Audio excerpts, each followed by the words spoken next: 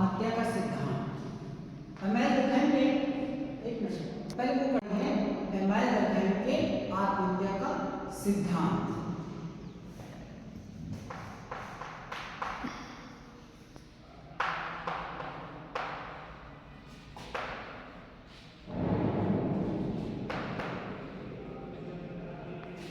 Theory of suicide.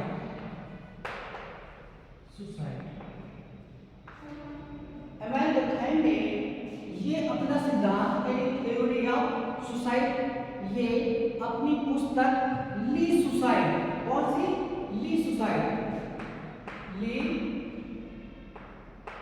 Suicide ये 1897 किया गया। इन्होंने सुसाइड से संबंधित 11 देशों से आंकड़े एकत्रित किए।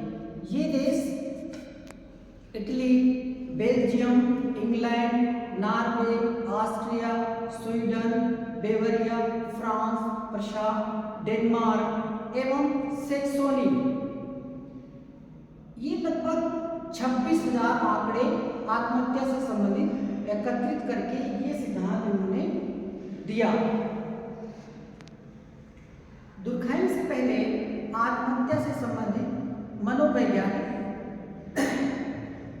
विश्लेषण किया जाता था और ऐसा माना जाता था कि व्यक्ति ने तनाव में आकर आत्महत्या कर ली, किंतु दुर्कहेम ने आत्महत्या को पूर्णतः सामाजिक माना। उनका कहना था कि आत्महत्या समाज द्वारा की गई व्यक्ति की हत्या है, हत्यारा समाज है, व्यक्ति नहीं। आत्महत्या को मृत्यु की समस्त घटनाएं जो स्वयं मरने वाले की सकारात्मक या नकारात्मक क्रिया का प्रत्यक्ष या अप्रत्यक्ष परिणाम होती है, जिसके भावी परिणाम मृत्यु को मरने वाला जानता है। इस प्रकार से आत्महत्या में व्यक्ति यह निश्चित कर लेता है कि उसे मरना है।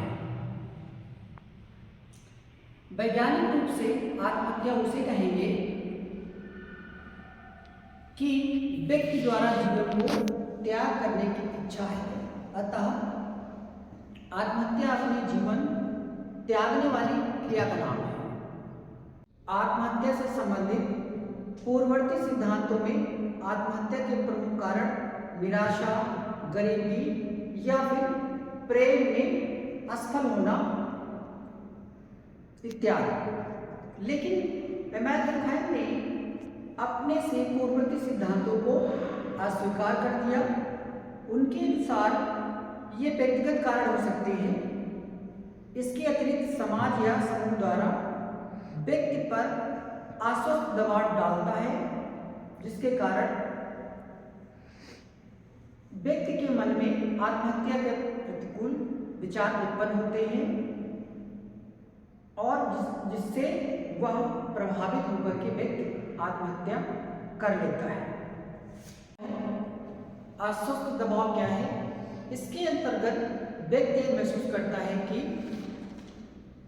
उसका कोई नहीं है, वह स्वयं को समाज से कटा हुआ महसूस करता है और यही दबाव व्यक्ति की आत्महत्या के लिए प्रेरित करता है। आत्महत्या के प्रकार।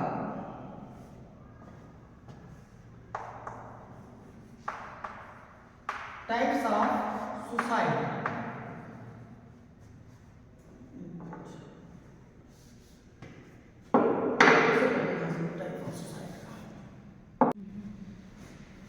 आत्महत्या के प्रकार यानी types of suicide. Types of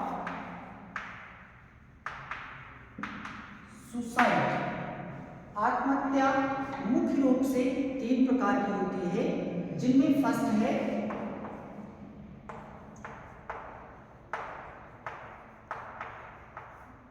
अहंवादी आत्महत्या, यानी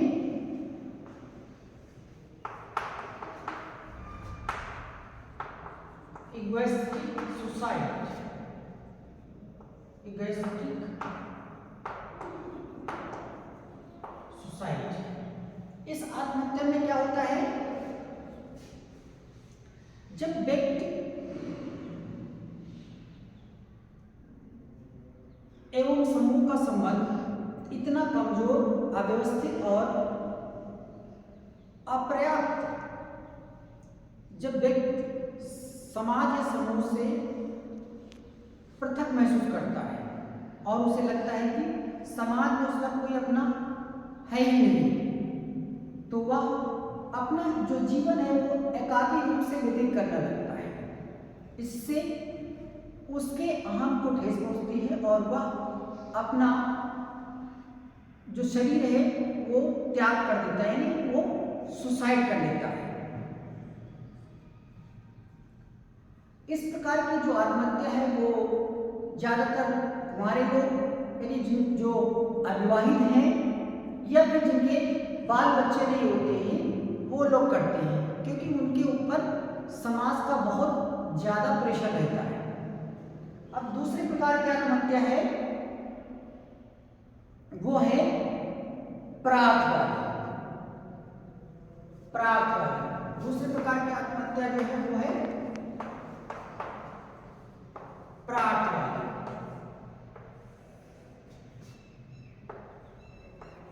परार्थवादी आत्महत्या।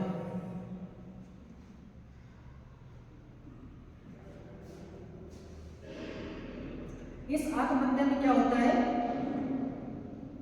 ऐसे लोग जो समूह और समाज से बहुत जुड़े हुए होते हैं। कहने मतलब ये हुआ कि कुछ लोग ऐसे होते हैं जो सर्वोपर समाज को मानते हैं और जब उन्हें लगता है कि वही समाज उनको धोखा दे रहा है या उनका सम्मान नहीं करता है, तो वो लोग क्या होता है कि उनके मन में एक ठेस सी लगती है और उस ठेस से ही वो इतना प्रभावित होते हैं कि वो अपनी जीवन लीला समाप्त कर लेते हैं, यानी वो सुसाइड कर लेते हैं। इस प्रकार की जो आत्महत्या होती है वो परार्थवादी होती है। इस प्रकार की जो आत्महत्या होती है वो होती है अस्वाभाविक।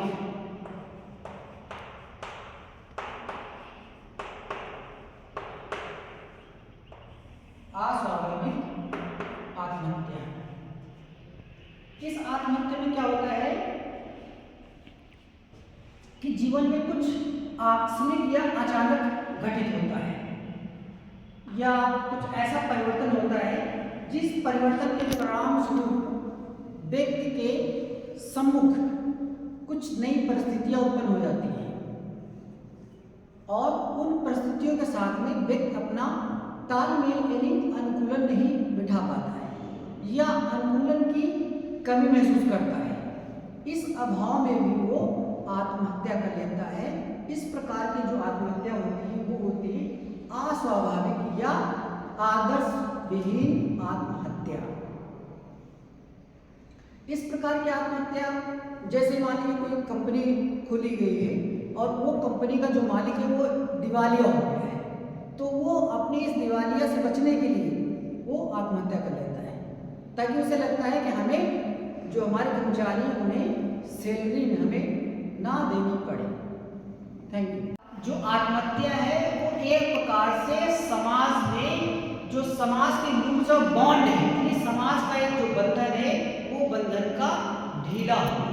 जब ये बंधन ढीले हो जाते हैं, समाज का जो दबाव है वो व्यक्ति पर समाप्त हो जाता है, यानी वो किसी प्रकार से वो दबाव महसूस नहीं करता है और उस दबाव से ही या किसी उस दबाव के अभाव में ही व्यक्ति आत्महत्या जैसे